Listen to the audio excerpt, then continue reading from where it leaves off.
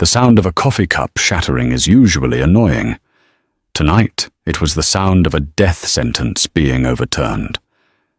Julian Blackwood, the man who owned half the city's police force and all of its docks, was staring down the barrel of his best friend's silenced pistol. He was a dead man walking.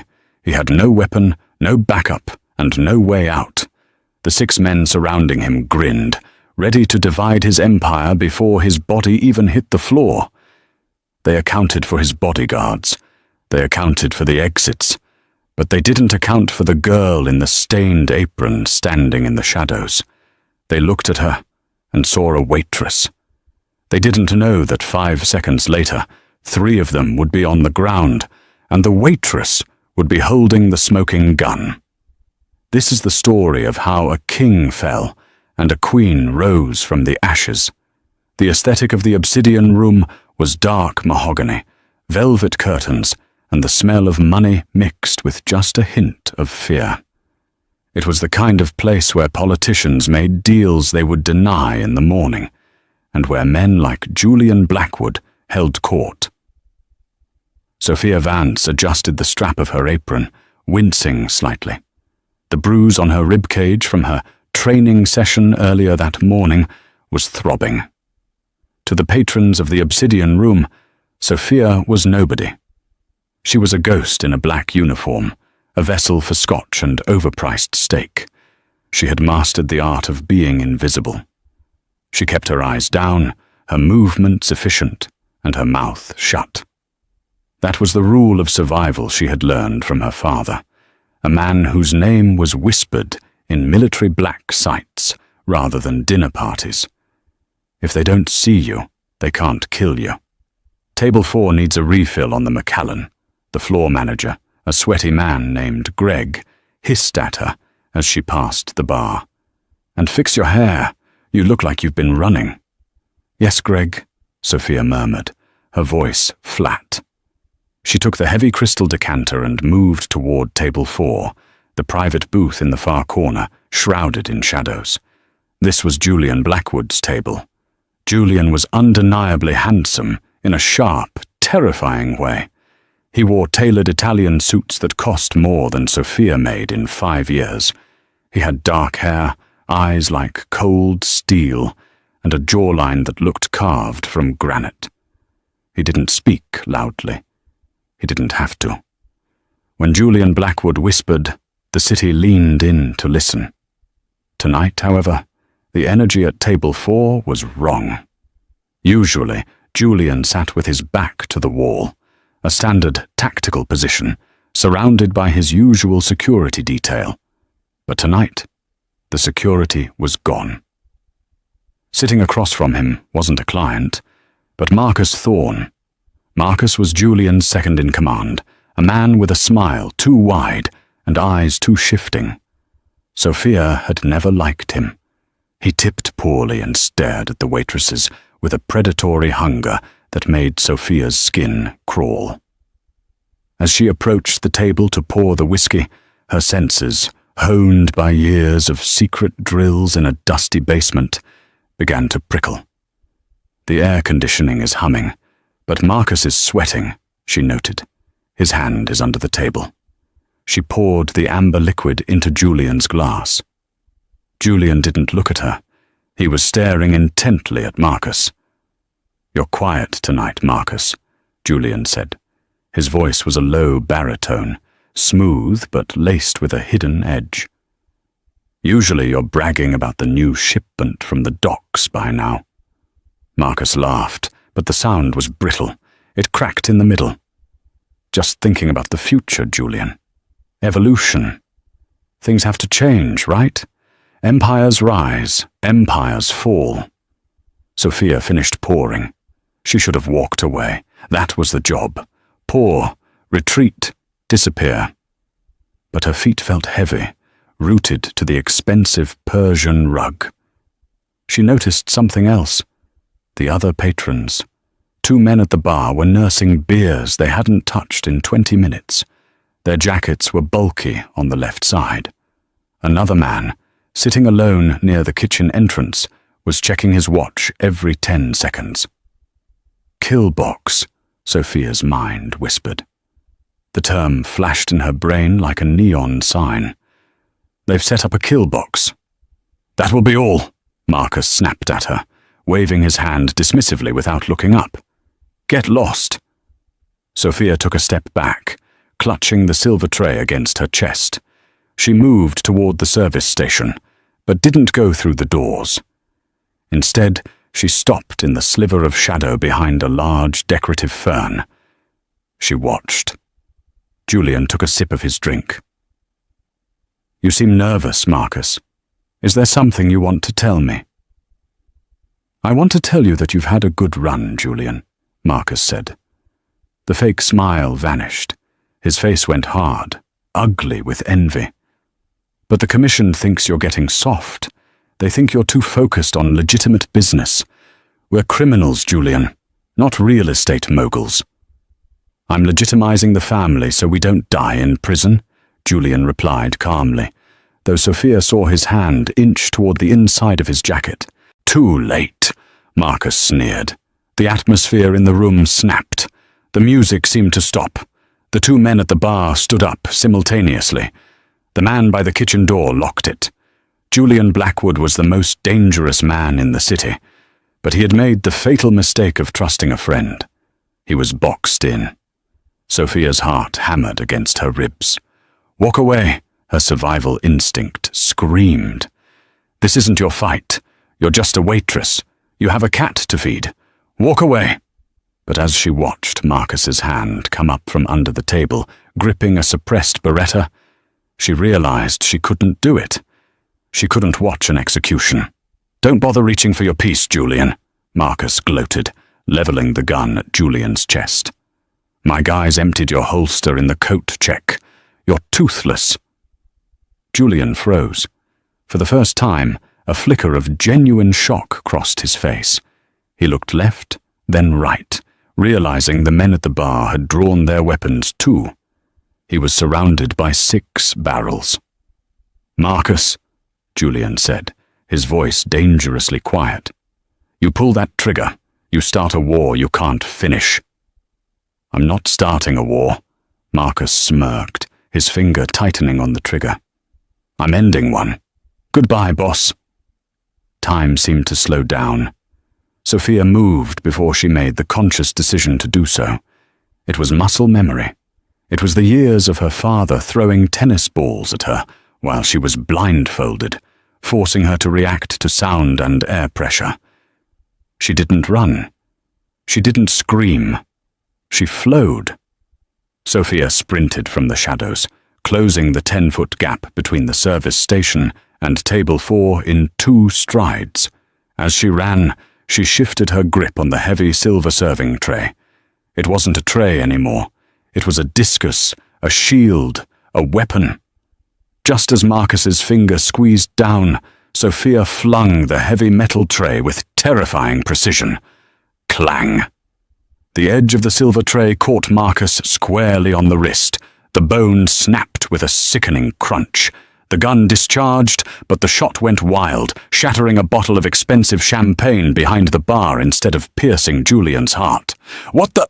Marcus screamed, clutching his broken wrist, dropping the gun onto the table. The room erupted into chaos. The men at the bar shouted, swinging their weapons toward the booth. Julian was fast, but he was unarmed.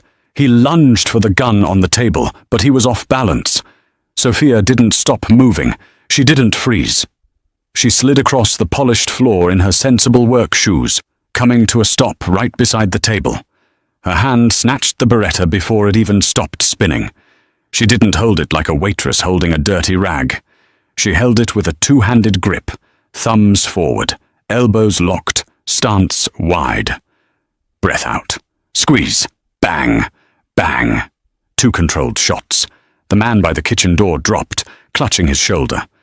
The 2 men at the bar hesitated, shocked by the sight of the petite waitress handling a firearm like a Navy SEAL. That hesitation was their funeral. Get down! Sophia screamed at Julian. She didn't wait for him to comply. She grabbed the lapel of his $3,000 suit and yanked him down behind the overturned heavy oak table, just as the air above them filled with lead. Bullets shredded the velvet booth, sending feathers and wood splinters flying. Julian Blackwood, the king of the underworld, was currently crouched on the floor, staring at his waitress. He looked at her name tag, Sophia, and then at the gun in her hand, which was tracking the movement of the shooters with professional calm. "Who the hell are you?" Julian shouted over the gunfire. "Refills are free," Sophia grunted, checking the magazine. "But saving your life is going to cost extra. Do you have a backup weapon?" "Ankle holster," Julian barked. "But it's empty. Marcus took the mag." "Useless," Sophia hissed. She popped up, fired 3 suppressive shots to keep the gunmen's heads down, and ducked back. "We need to move. The kitchen exit is blocked, but the shooter is down. If we go now, we make the alley." "There are 3 more coming in the front," Julian warned, peering around the edge of the table. "Then we don't go out the front." Sophia looked at the large, decorative aquarium built into the wall separating the booth from the main hallway. It was massive, filled with exotic fish and hundreds of gallons of water. "Shoot the tank," she ordered. "What?" "Shoot the tank. The water pressure will knock them off balance. It's our cover." Julian looked at her like she was insane, but he had no other options. He grabbed a heavy steak knife from the floor, his only weapon. Sophia took a deep breath. She rose up, exposed. The gunmen leveled their sights on her. She didn't shoot them. She fired 3 rounds into the bottom corner of the massive glass tank. Crash! The glass gave way. A tidal wave of water, decorative rocks, and confused tropical fish exploded into the hallway. The rushing water swept the feet out from under the approaching gunmen, sending them sliding across the slick floor, their shots firing harmlessly into the ceiling. "Run!" Sophia grabbed Julian's arm. They sprinted through the chaotic flood, splashing through the water. Sophia fired 1 shot behind her, not to kill, but to shatter the overhead lights, plunging the room into darkness. They burst through the kitchen doors. The chefs were cowering under the stainless steel counters. Sophia knew the layout perfectly. She navigated the maze of stoves and prep tables, dragging the mafia boss behind her. They burst out into the cool night air of the alleyway. The smell of garbage and rain hit them. "My car!" Julian gasped, pointing toward a sleek black Mercedes parked at the end of the alley. "It's armored." "Keys?" "In my pocket." They ran. Behind them, the back door of the restaurant flew open. Marcus, cradling his broken wrist, stumbled out, screaming. "Kill them! I want them both dead, especially the girl!" Bullets pinged off the brick walls around them. Sophia spun around, walking backward as she fired. She counted her rounds. 3 left. She aimed for the transformer box on the telephone pole above Marcus's head. Bang! Sparks rained down like fireworks, creating a wall of fire and electricity between them and their pursuers. Marcus scrambled back to avoid being electrocuted. They reached the Mercedes. Julian fumbled with the fob, his hands shaking from the adrenaline dump. The lights flashed. "Get in!" he roared. Sophia dove into the passenger seat just as Julian slammed the car into gear. The tires screeched, burning rubber as the heavy vehicle shot forward, clipping a dumpster before roaring onto the main street. Sophia slumped back in the leather seat, her chest heaving. She still held the gun, her finger indexed safely along the barrel. She looked down at her apron. It was covered in water, fish tank gravel, and a smear of someone else's blood. The silence in the car was deafening. Julian drove aggressively, weaving through traffic on 5th Avenue, checking his rearview mirror constantly. Once he was sure they weren't being followed, he slowed down slightly. He didn't look at the road. He turned his head and stared at Sophia. His eyes were calculating, intense, and filled with a terrifying curiosity. "You handled that Beretta better than my head of security," Julian said, his voice low. "You knew about suppressive fire. You knew how to clear a fatal funnel. You shot out the lights to destroy their night vision. Sophia didn't look at him. She stared out the window at the blurring city lights. I watch a lot of action movies, Mr. Blackwood. Bullshit. Julian slammed his hand on the steering wheel. Who sent you? Are you a plant? Federal agent? Rival family? Sophia finally turned to face him. Her eyes were tired, stripping away the subservient waitress mask she had worn for 2 years. If I was sent to kill you, Julian, I would have let Marcus pull the trigger, or I would have shot you myself in the chaos. Julian paused. The logic was sound. Then who are you? I'm just a waitress who wants to go home, Sophia lied. Drop me off at the next corner. Not a chance, Julian laughed, a dark, humorless sound. Marcus knows your face now. He knows you saved me. You're marked, Sophia. You go back to your apartment. You'll be dead in an hour. Sophia felt a cold knot of dread in her stomach. He was right. She had exposed herself. The quiet life she had built, the shitty apartment, the stray cat she fed, the anonymity. It was all gone. So what now? She asked. Now? Julian checked his mirror again. Now we go to ground, and you tell me exactly how a girl who serves steak for minimum wage learned to shoot like a contract killer. The safe house wasn't a house. It was a penthouse loft in a renovated industrial building on the edge of the Navy Yard. No doorman, private elevator, reinforced steel walls disguised as exposed brick chic. Julian keyed in a code, and the heavy metal doors hissed open. He shoved Sophia inside first, a habit of protection, or perhaps he just wanted to keep his eyes on her. The adrenaline was fading, replaced by the sharp sting of bruises and the dull ache of reality. Julian tossed his keys on a glass table and immediately went to a wall panel. He tapped a screen. Steel shutters descended over the floor-to-ceiling windows, sealing them inside a metal box. Safe, Julian breathed out, loosening his tie. He walked over to a wet bar and poured 2 glasses of vodka. No ice. He slid one across the marble counter toward Sophia. Drink. It stops the shaking. Sophia looked at her hands. They weren't shaking. She took the glass anyway, the burn of the alcohol grounding her. Sit, Julian commanded, pointing to a leather armchair. Sophia sat, but she perched on the edge, ready to spring. Julian leaned against the counter, crossing his arms.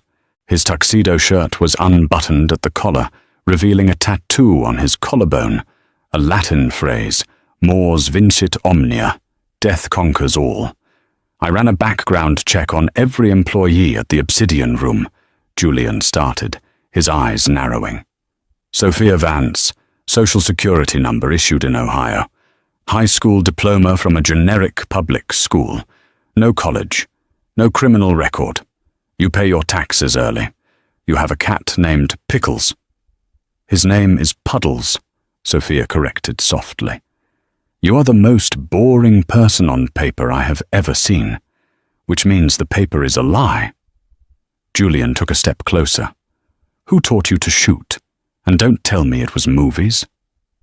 Sophia sighed. She knew this moment was coming. The anonymity she had cultivated for 5 years was shattered. My name is Sophia, she said, meeting his gaze. But Vance isn't my real last name. My father changed it when we went underground. Who was your father? Silas Vane. Julian froze. The glass in his hand paused halfway to his mouth. The silence in the room grew heavy, suffocating. Silas Vane, Julian repeated, his voice dropping an octave. The CIA's cleaner? The man they called the architect? You've heard of him. Heard of him? He's a bedtime story for criminals, Julian said, looking at her with a mixture of awe and horror. They say he killed a cartel boss in Mexico with a ballpoint pen. They say he disappeared 10 years ago after stealing a ledger containing the names of every corrupt senator in Washington. He didn't steal it, Sophia said bitterly. He tried to destroy it. They killed him for it. She stood up, pacing the room. He trained me since I was 6, not to be an assassin, but to survive. He knew his past would catch up to him. He taught me how to disappear, how to shoot, how to spot a tail. When he died, I ran. I became Sophia, the waitress. I wanted a normal life, Julian. I just wanted to be boring. Julian looked at her, really looked at her. For the first time, he didn't see a waitress anymore. He saw the daughter of a legend, a sleeper agent awakened by necessity. Well, Julian said, downing his drink, you failed at being boring tonight. I saved your life. You did, Julian admitted. He walked over to her, invading her personal space. The scent of expensive cologne and gunpowder filled her nose. And now, Silas Vane's daughter is in the middle of a mafia war. Marcus won't stop, Sophia. He can't. If I live, he dies. It's binary. So call your men, Sophia said. Rally the troops. Crush him. Julian let out a dark laugh. It's not that simple. Marcus has been planning this coup for months. He didn't just turn the guys in the restaurant. He likely has half my capos on his payroll. If I call for backup, I might be calling my executioners. I need to know who is loyal before I make a move. He pulled a burner phone from a hidden drawer. There's one man I trust. Arthur Sterling, my accountant. He knows where the money is buried. If Marcus wants the throne, he needs the keys to the kingdom. He'll go after Arthur. Julian dialed. He put it on speaker. Ring. Ring. Julian? The voice on the other end was frantic. My God, the news says there was a shootout. Are you... I'm alive, Arthur. Barely. I'm at the safe house. The Spire. The Spire? Okay. Okay, good. You're safe there. Look, I have the encrypted ledgers. I'm heading to you now. I can be there in 20 minutes. Come alone, Arthur. Trust no one. I know. I'm on my way. The line clicked dead. Julian exhaled. Arthur is solid. He's been with my family since my father's days. Once he gets here with the funds, we can hire outside muscle. We can fight back. Sophia stood by the window, peering through the slats of the steel shutters. Something was nagging at her, a feeling in the back of her neck, a ghost of her father's voice. Check the timeline, Sophia. How far does Arthur live from here? Sophia asked. He lives in the suburbs. Westchester, Julian replied, pouring another drink. Why? Westchester is 40 minutes away without traffic. He said he'd be here in 20. Julian frowned. Maybe he was already in the city. Maybe, Sophia said. She walked over to the wall panel that controlled the building's security feed. She tapped into the lobby camera. Or maybe he was already waiting for the call. She zoomed in on the street outside the building. A black van was idling down the block. It had no license plates. Julian, Sophia said, her voice tight. How many people know about the Spire? Just me and Arthur. Sophia watched the screen. The side door of the van slid open. 4 men stepped out. They weren't wearing street clothes. They were wearing tactical gear, night vision goggles, suppressors. Arthur didn't bring the ledgers, Sophia whispered. He sold you out. We have to leave. Now, Sophia said, turning from the screen. Julian rushed to the monitor. SWAT team. No, private military contractors, mercenaries, Sophia analyzed quickly. Look at the formation. 2-point men, 1 heavy, 1 rear guard. These aren't street thugs like Marcus had. These are pros. Arthur must have paid a fortune for them. I'm going to kill him, Julian growled, grabbing a shotgun from his weapons cache. I'm going to peel his skin off. Focus on living first, Sophia snapped. She grabbed a customized Glock 19 and several spare magazines from the wall. She tossed a Kevlar vest to Julian. "Put this on. The elevator is compromised. They'll cut the power any second." As if on cue, the lights in the penthouse died. The hum of the refrigerator stopped. The heavy steel shutters locked in place. They were trapped in the dark. "Emergency lights?" Julian asked. "No," Sophia whispered. "Darkness is our friend. They have night vision. We don't. If we turn on lights, we're targets. We need to blind them." She ran to the kitchen. "What are you doing?" "Making a distraction." Sophia grabbed a bottle of high-proof rum, a rag, and a lighter. "Do you have flares?" "In the survival kit under the sofa." "Get them." The elevator dinged. Sophia and Julian froze. The elevator had a bypass key. The mercenaries were coming up. "They'll breach in 3, 2, 1. Sophia counted down. The elevator doors blew open with a small C4 charge, not to destroy but to shock. Smoke filled the entryway. Lasers cut through the smoke, scanning the room. "Clear right," a distorted voice said over a radio. "Clear left. Target is likely in the bedroom." They were moving methodically. Sophia lit the rag stuffed into the rum bottle. She didn't throw it at them. She threw it at the sprinkler system sensor on the ceiling above the elevator. The heat triggered the sensor immediately. Hiss! The fire suppression system roared to life, dumping gallons of water into the room. "Water?" Julian whispered from behind the sofa. "How does that help?" "Night vision goggles amplifies light," Sophia explained, pulling the pin on a road flare. "And water reflects light." She tossed the red-burning flare into the middle of the wet floor, right in front of the tactical team. The effect was blinding. The intense red light of the flare hit the curtain of falling water, creating a dazzling, scattering wall of luminescence. To the mercenaries wearing sensitive night vision goggles, it was like staring into the sun. "Gah! My eyes!" the point man screamed, ripping his goggles off. "Now!" Sophia yelled. She popped up from behind the kitchen island. She didn't spray and pray. She double-tapped. Bang, bang. The point man went down. Bang, bang. The heavy gunner took 2 to the chest plate, stumbled, and fell. Julian rose with the shotgun. Boom! The spread caught the 3rd man in the leg, spinning him around. The 4th man, the leader, was smart. He didn't look at the flare. He dove behind the marble wet bar and returned fire. Bullets chewed up the expensive Italian leather sofa Julian was using for cover. "We can't stay here!" Julian shouted. "There will be a second wave." "The balcony," Sophia pointed. "We're on the 20th floor. Do you have a rappel line? I have a fire escape ladder that goes down 2 floors. "Good enough." They laid down covering fire, forcing the mercenary leader to keep his head down. They sprinted for the balcony door. Julian wrestled the manual lock open and shoved the heavy door outward. The wind howled, cold and biting. They stepped out onto the terrace.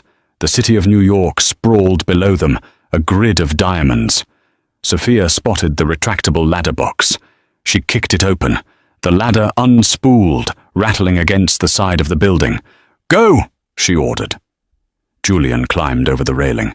He was halfway down when the glass door behind Sophia shattered. The mercenary leader had pushed through. Sophia spun around. The mercenary raised his rifle. She was out of bullets. Click. The mercenary grinned behind his tactical mask. "Game over, bitch." He was about to squeeze the trigger when a red dot appeared on his chest. Thwip. A single shot rang out from the darkness of the night. Not from Sophia, and not from Julian. It came from a rooftop across the street. The mercenary's head snapped back, and he collapsed, dead before he hit the floor. Sophia stared at the body, then at the distant rooftop. She saw nothing but shadows. Someone had just saved her. But who? "Sophia! Move!" Julian screamed from below. She shook herself out of the daze and scrambled down the ladder. They didn't stop moving for 3 hours. They ditched the ladder on the 18th floor, broke a window to enter an office building, went down the service stairs, and exited through a loading dock. They stole a nondescript Honda Civic from a parking garage. Julian hotwired it, a skill from his youth that he clearly hadn't forgotten. They drove out of the city, crossing the bridge into Jersey. The skyline of Manhattan receded behind them, a glittering beast that had tried to chew them up and spit them out. They pulled into a dingy motel off the I-95 called the Sleeping Bear. It was the kind of place where people paid cash and nobody asked questions. Inside the room, the neon sign outside flickered, casting a rhythmic red glow across the peeling wallpaper. Julian sat on the edge of the bed, groaning as he pulled his shirt off. The Kevlar vest had stopped the bullets, but the impact had left massive, dark purple bruises across his ribs. Sophia went into the bathroom and came out with a wet towel. She knelt before him, dabbing the sweat and grime from his face. The dynamic had shifted. In the restaurant, she was the servant. In the safe house, she was the soldier. Here, in the quiet dark, they were just 2 survivors. "Who took that shot?" Julian asked, wincing as she pressed the cold towel against a bruise. "On the balcony. You were dead to rights. Someone sniped him." "I don't know," Sophia said softly. "But I have a theory. My father, he had friends. Ghosts, he called them. People who owed him favors. Before he died, he told me that if I was ever truly cornered, the shadows might blink." "So you have a guardian angel with a sniper rifle?" Julian tried to joke, but his voice was thick with exhaustion. "Maybe." Julian caught her hand. His grip was firm. "You saved me twice tonight. 3 times if you count the car ride. Why? You could have run in the alley. You could have left me at the safe house." Sophia looked at him. The distance between them closed. The adrenaline was gone, leaving behind a raw, magnetic pull. "I told you," she whispered. "I hate bullies. And Marcus is a bully." "Is that the only reason?"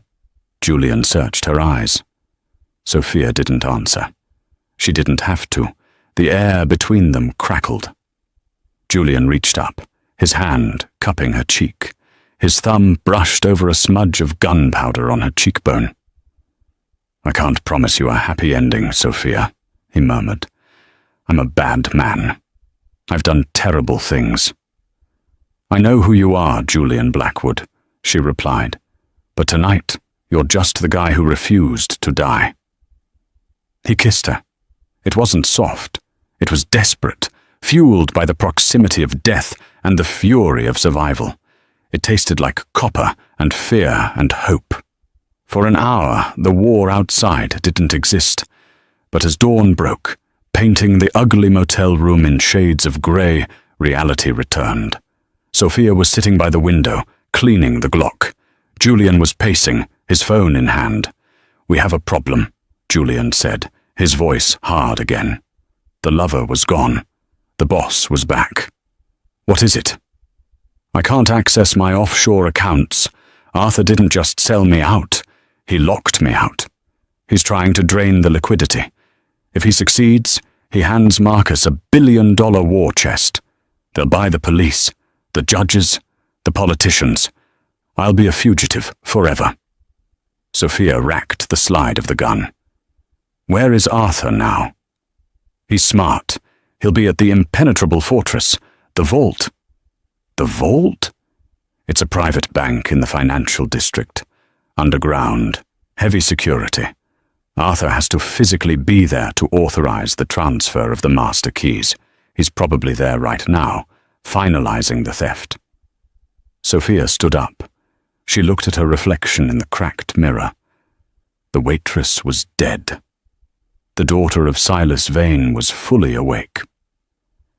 "Then we have to go to the financial district," she said calmly.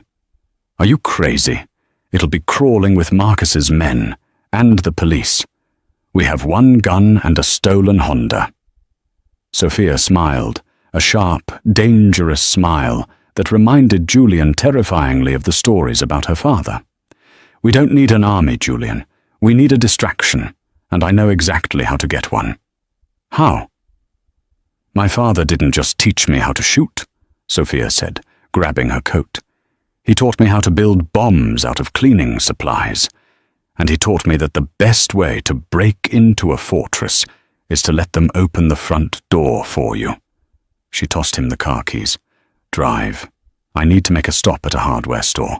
We're going to rob a bank." The vault wasn't just a bank. It was a fortress buried beneath the bedrock of Wall Street. It was a place where the 1% hid their secrets. Gold bars, bearer bonds, blackmail tapes, and the digital keys to empires. It was designed to withstand a nuclear blast, but it wasn't designed to withstand a pissed-off waitress and a fallen king. Sophia pulled the brim of her city maintenance cap lower, casting a shadow over her eyes. She and Julian were dressed in oversized, grease-stained grey coveralls they'd bought at a surplus store in Jersey. Julian, the man who usually wore $5,000 bespoke suits, looked uncomfortable. He was carrying a heavy, rusted toolbox, and the name patch on his chest read, "Randy." "Stop adjusting your collar," Sophia hissed without moving her lips. "Plumbers don't walk like they own the building. They walk like their backs hurt, and they hate their boss. Slouch." Julian let out a breath and slumped his shoulders, dragging his feet slightly. "I feel ridiculous. We are walking into the most secure building in Manhattan with a bucket of bleach and a screwdriver." "Not a screwdriver," Sophia corrected, pushing a heavy industrial cleaning cart that squeaked with every rotation of its wheels. "A master key. You just have to know where to stick it." They reached the service checkpoint. It was a sterile, white room separated from the main lobby by bulletproof glass and steel turnstiles. A guard with a neck as thick as a tree trunk sat behind the glass, watching a football game on a small tablet. "Service," Sophia announced, her voice adopting a rough, bored Queen's accent. "Emergency HVAC flush. Building management said the vents on B3 are backing up. Smells like a dead rat cooked in sewage down there." The guard looked up, unimpressed. He eyed Julian, then the cart. "I didn't get a call." "Yeah, well, that's 'cause management is too busy counting pennies to call security," Sophia countered, slapping a clipboard against the glass. She had forged the work order in the car using an old invoice and a steady hand. "Look, buddy, you can let us in, or you can explain to the guys in suits why the air conditioning starts pumping methane gas into the VIP lounge in about 20 minutes. Your call." The guard wrinkled his nose at the mental image. He picked up the phone to verify, but then looked at the line of impatient bankers forming behind the main security desk. He sighed, stamped the clipboard, and buzzed the gate. "You got 10 minutes, he grunted. "Don't touch anything shiny." They moved through the turnstile. As soon as they were out of earshot, Julian whispered, "You are terrifyingly good at lying." "Survival, Julian," she replied, her eyes scanning the ceiling for cameras. "Truth gets you killed. Lies get you through the door." They navigated the labyrinthine service corridors, moving deeper underground. The air grew cooler, sterile and recycled. They passed the heavy vault doors on level B1 and B2, where the physical gold was stored. But they weren't here for gold. They were here for level B3, the server farm. Sophia stopped at a main ventilation intake junction. It was a narrow alcove, hidden from the main camera sweep. She opened the cleaning cart. Inside there were no mops. It was packed with jugs of ammonia, bleach, rubbing alcohol, and a handful of road flares. "Chemistry class," Sophia whispered. She began pouring the chemicals into a pressurized pesticide sprayer she'd modified. "Chlorine gas?" Julian asked, recognizing the sharp smell of the bleach. "Diluted," Sophia explained, her hands moving with surgical precision. If I mix this right, it creates a heavy, irritating fog. It won't kill anyone, but it will burn their eyes, throats, and lungs. It triggers the building's biological threat sensors. And then the system defaults to emergency egress mode, Sophia said, screwing the lid onto the canister. The magnetic locks on the stairwells and non-critical doors disengage to let people escape. It's a fail-safe. We're going to use their own safety protocols against them. She set a timer on a burner phone taped to the canister. 60 minutes. That's when the gas releases into the vents. We need to be gone by then, or we'll be coughing up blood along with the guards. They continued down to level B3. The hallway here was different, sleek black marble and humming with the sound of cooling fans. At the end of the hall stood the entrance to the secure data room. 2 of Marcus's mercenaries were stationed there. They weren't standard security. They were geared up in tactical vests, holding submachine guns across their chests. "They're expecting trouble," Julian whispered, tightening his grip on the toolbox. "Plan B," Sophia said softly. "You take the left, I take the right." "I don't have a weapon, Sophia." "You're Julian Blackwood." She looked at him, her eyes fierce. "You are the weapon. Improvise." Julian nodded. He stepped out from the corner, letting the toolbox drop with a deafening clang on the marble floor. The mercenaries spun around, weapons raised. "Who goes there?"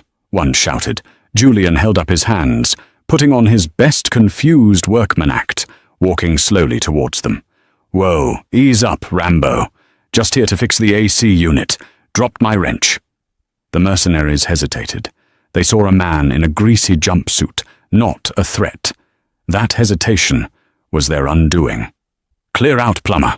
Restricted area," the guard on the left sneered, lowering his gun slightly. Julian didn't clear out. He lunged. He closed the distance in 2 strides, tackling the guard. It wasn't a graceful martial arts move. It was a street brawl tackle. They hit the floor hard. Julian jammed a heavy flathead screwdriver from his pocket into the gap of the mercenary's tactical vest, winding him before delivering a savage right hook to the jaw. The second guard turned to fire at Julian, but he never got the chance. Sophia slid across the floor like a baseball player sliding into home base. She held a high-voltage cattle prod she'd lifted from the hardware store. She didn't hesitate. She jammed the prongs into the exposed space between the guard's boot and pant leg. Zzzz crack. The mercenary convulsed, his muscles seizing instantly, and he collapsed face first onto the marble, unconscious. Julian stood up, panting, wiping blood from a split lip. He looked down at the men. "I haven't had to do that in a long time." "You still got it, old man," Sophia smirked, though her hands were trembling slightly. She moved to the keypad on the door. It was a biometric scanner. "We need a print," she said. Julian dragged the unconscious guard over and pressed the man's limp thumb against the glass scanner. Beep. Access granted. The heavy steel door hissed and slid open. The room inside was freezing, kept at sub-zero temperatures to cool the wall-to-wall server racks. In the center of the room, illuminated by the blue light of the monitors, was Arthur Sterling. The small, nervous accountant was typing frantically at a terminal. He was sweating despite the cold. When the door opened, he jumped, expecting Marcus. When he saw Julian, covered in grease, bleeding from the lip, and holding a screwdriver like a dagger, Arthur's face went ghost white. "Julian," Arthur stammered, backing away until he hit a server rack. I can explain." Julian walked into the room slowly. The door hissed shut behind them, sealing the 3 of them inside the soundproof box. "Explain?" Julian's voice was dangerously calm. "Explain how you sold 20 years of friendship for a payout? Explain why my men were ambushed?" "I had no choice," Arthur cried, tears mixing with the sweat on his face. "Marcus, he's insane, Julian. He found out about my gambling debts. He threatened to expose me to the feds. He threatened my wife." "We don't trade lives, Arthur," Julian said, cornering him. "You should have come to me. I would have handled the debt. I would have protected you." "Protected me?" Arthur let out a hysterical laugh. "You were finished, Julian. Everyone said you were going soft. Marcus is the future. I just wanted to be on the winning side." Julian grabbed Arthur by the lapels of his expensive suit and slammed him against the server rack. "Look at me. Does it look like I'm finished?" "He's transferring the assets right now," Sophia shouted from the console. She had pushed past them and was typing furiously. "Julian, look at this. The transfer bar is at 95%. Julian released Arthur and rushed to the screen. "Stop it!" "I can't," Sophia said, her fingers flying across the keys. "It's a hard-coded blockchain transfer. Once it starts, it can't be paused. It's going to Marcus's offshore accounts in the Cayman Islands."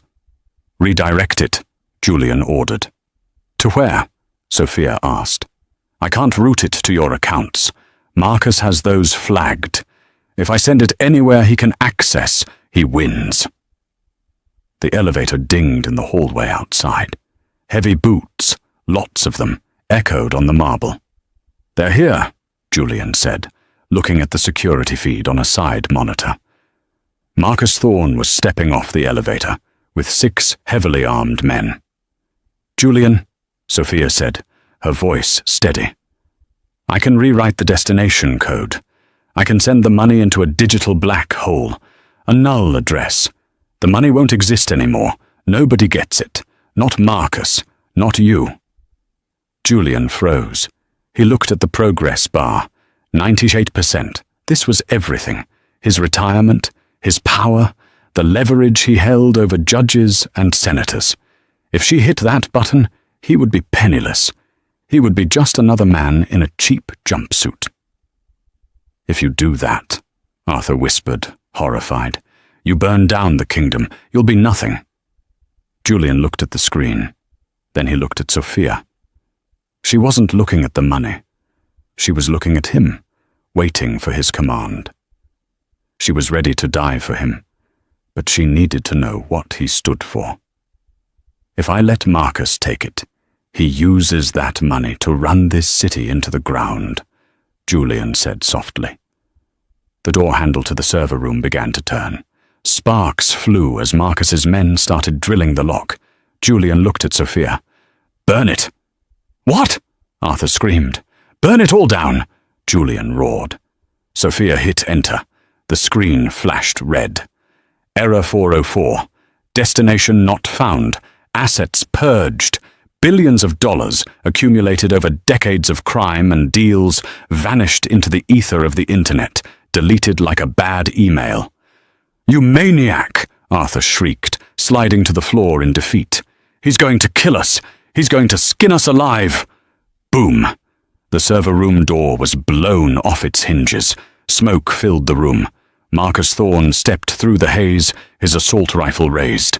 He looked at the screen, saw the empty balance, and let out a scream of primal rage that shook the walls. "You stupid son of a bitch!" Marcus yelled, leveling his gun at Julian's chest. "You think this is a victory? You just dug your own grave." Julian stepped in front of Sophia, shielding her with his body. He held nothing but a screwdriver. He smiled. "Maybe," Julian said. "But at least I'm not you." Marcus's finger tightened on the trigger. "Kill them," Marcus ordered his men. "Kill them all." Sophia closed her eyes, her hand gripping the back of Julian's coveralls. This was it. Click. The lights in the server room flickered and died. A red emergency strobe began to pulse, and then a voice, gravelly, calm, and terrifyingly familiar, crackled over the room's intercom system. "Gentlemen, you seem to have made a mistake." Marcus Thorne stepped through the smoke, an assault rifle in his hands. He was flanked by 6 heavily armed men. He looked at the computer screen, then at Julian. "You stupid son of a bitch," Marcus hissed, his face twisting into a mask of pure rage. "You just erased the kingdom. Better to burn the throne than let a rat sit on it," Julian said, standing in front of Sophia. "Kill them," Marcus ordered. "Kill them slow." The mercenaries raised their weapons. There was no cover, no exit. This was it. Sophia reached for her gun, but she knew she wasn't fast enough to take out 7 men. She tightened her grip on Julian's arm. Click. The lights in the server room flickered. A high-pitched whine filled the air. The sound of the building's PA system activating. "Security Protocol Omega initiated," a robotic voice announced.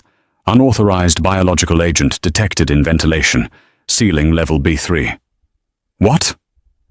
Marcus looked up. Suddenly, the heavy blast doors at the entrance of the room, the ones designed to protect the servers from nuclear EMPs, slammed shut, sealing everyone inside. "You trapped us in here with them?" Marcus laughed nervously. "You trapped yourself too, Julian."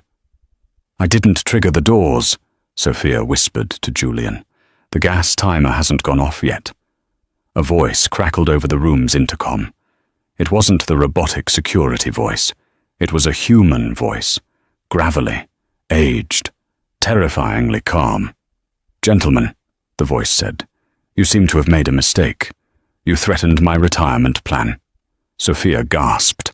Her knees nearly buckled. She knew that voice. She hadn't heard it in 10 years, but she knew it better than her own heartbeat. "Dad," she whispered. Marcus spun around, looking for the source of the voice. "Who is this?" "Look at the camera," the voice commanded. Everyone turned to the security camera in the corner of the room. The red light blinked once. "Drop your weapons," Silas Vane said over the speakers, "or I vent the halon gas system. It sucks the oxygen out of the room in 10 seconds. You will all suffocate before you hit the floor." "He's bluffing!" Marcus screamed. "Open fire!" Whoosh! A jet of white gas erupted from the ceiling nozzles. Panic ensued. The mercenaries dropped their guns, clawing at their throats, gasping for air that wasn't there. Marcus fell to his knees, his face turning purple. "Dad, stop!" Sophia screamed at the camera. "You'll kill Julian." The gas hissed to a halt. The ventilation reversed, sucking the halon out and pumping fresh air in. The mercenaries were unconscious, sprawled on the floor. Marcus was gasping, retching on the ground, too weak to lift his rifle. The blast doors hissed open. Standing in the hallway wasn't a tactical team. It was one man. He was older, his hair silver, wearing a long trench coat and holding a suppressed sniper rifle casually at his side. He looked like a grandfather, except for the predator's eyes. Silas Vane walked into the room. He didn't look at Julian. He walked straight to Sophia. "You have a smudge on your cheek, Elle," he said softly. Sophia stared at him, tears welling in her eyes, mixed with fury. "You were dead. I buried an empty coffin." "I had to go away, to keep you safe," Silas said. "But then you decided to start dating the mob." He finally looked at Julian. "You have terrible taste in men, sweetie." Julian, for the first time in his life, looked genuinely intimidated. "Mr. Vane, it's an honor." "Zip it, criminal," Silas snapped. He walked over to Marcus, who was trying to crawl toward a pistol. Silas kicked the gun away and placed a boot on Marcus's chest.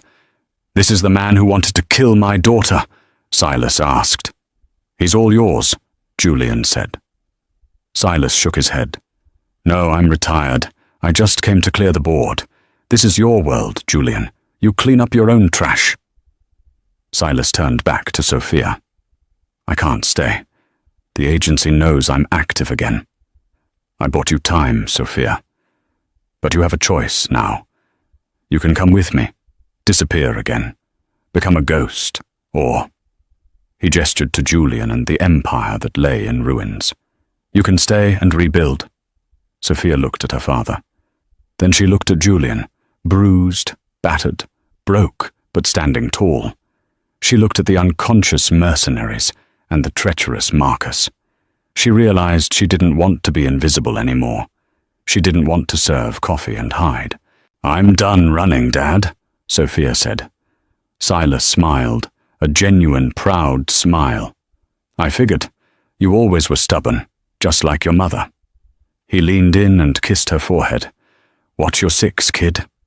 And just like that, the ghost vanished. Silas Vane walked out of the room, turned the corner, and was gone. Julian walked over to Sophia.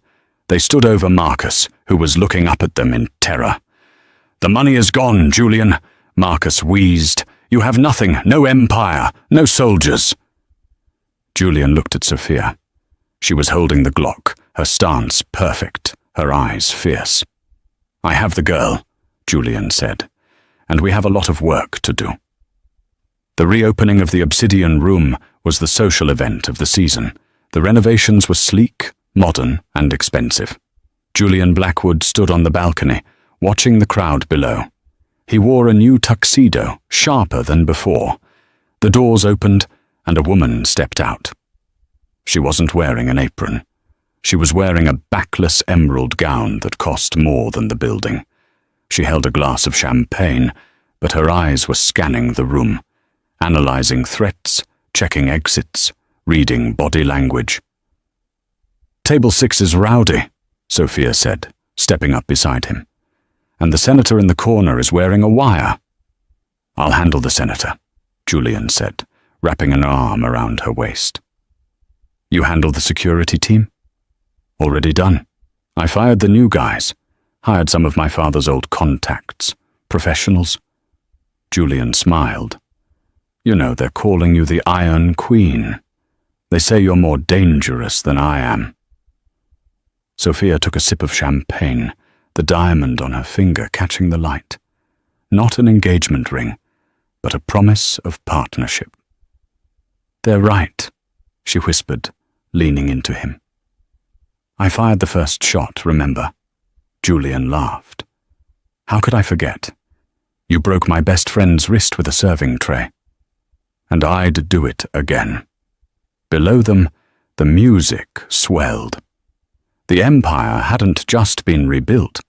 It had been forged into something stronger, something unbreakable.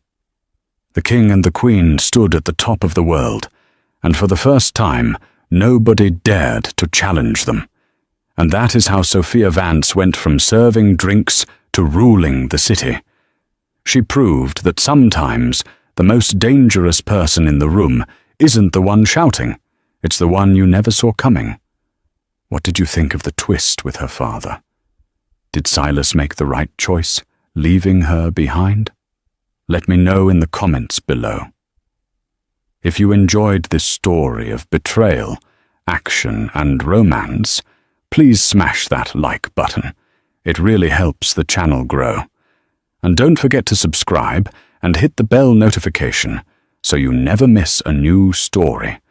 We drop new thrillers every week. Thanks for watching.